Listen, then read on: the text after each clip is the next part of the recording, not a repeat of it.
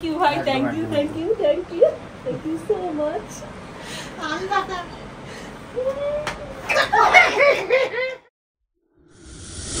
Hello friends, welcome back to my new blog. আশা করি তোমরা সকলে ভালো আছো আর আমি তো খুব ভালো আছি।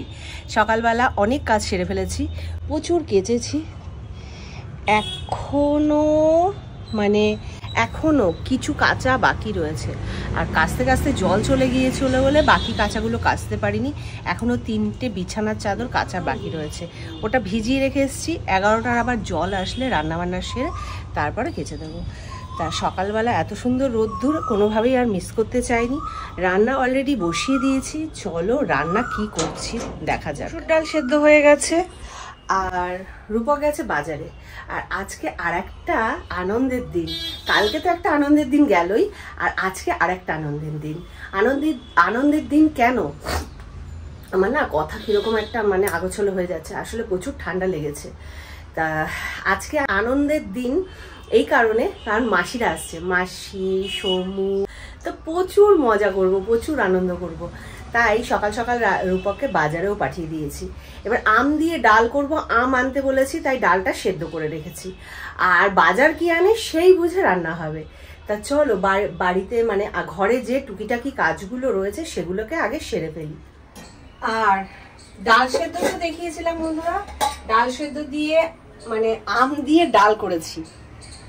আম দিয়ে ডাল, এদিকে পটল পোস্ত, সুন্দর একটা পটল পোস্ত, আর পাবদা মাছের ঝাল। আর দুপুরেই আসার কথা ছিল, ভেবেছিলাম যে আরো কিছু করব।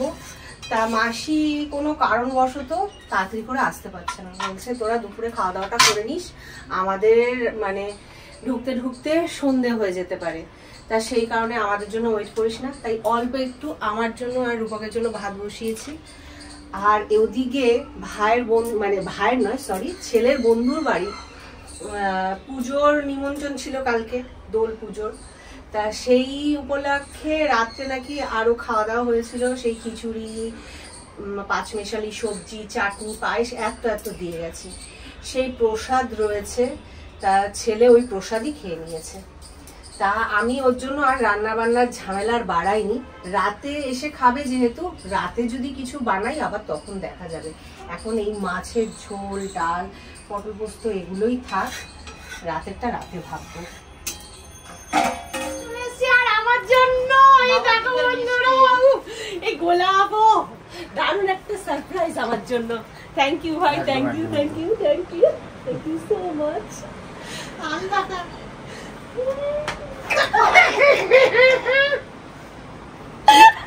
ও এত সুন্দর গোলাপ, আমার এক্সপেক্টের বাইরে।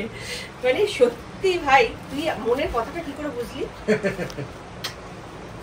এমনি গোলাপটার তো আজকে তো সেরকম কিছু বিশেষ রোজ ডে আসছিলাম, গোলাপ বিক্রি করছি, নিয়ে চলে আসি।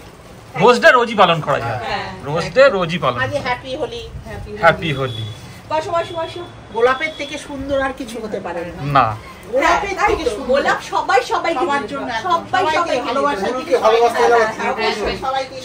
সবাইকে দিতে পারে। তা চলো, আমি তো সবে স্নান করে ঢুকলাম, আজকে আমার সত্যি অনেকটাই লেট, এদিকে করতে লেট। না আর মিল্কেট খাচ্ছি বন্ধুরা, অসম্ভব ভালো খেতে নবদ্বীপের মিল্কেট বলে কথা।